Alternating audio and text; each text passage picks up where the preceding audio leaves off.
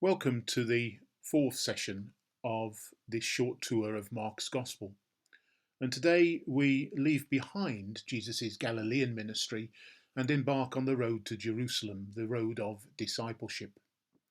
The last session finished with the healing of the blind man at Bethsaida, and how that account is used to introduce the theme of the disciples finally seeing clearly who Jesus is.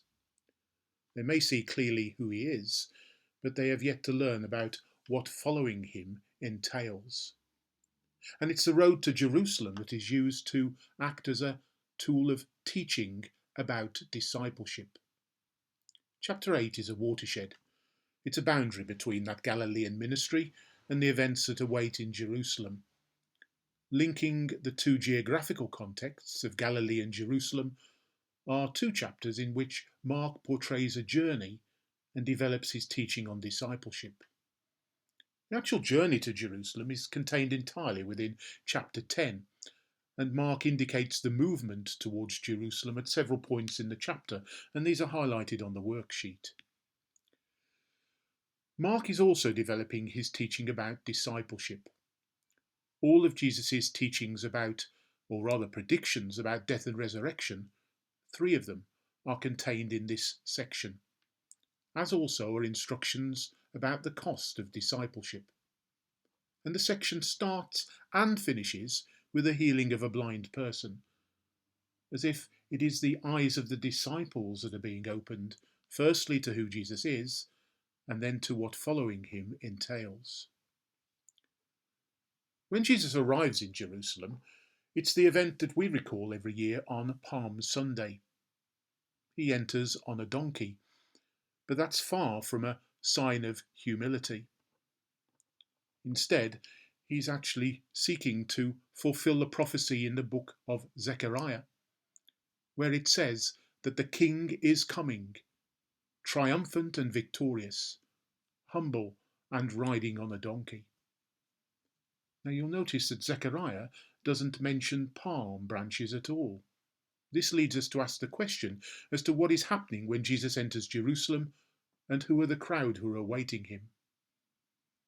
One of the suggestions is that Jesus actually arrives in Jerusalem on one of the Jewish feasts, the Feast of Dedication or the Feast of Tabernacles, that involved people carrying palm branches in a procession.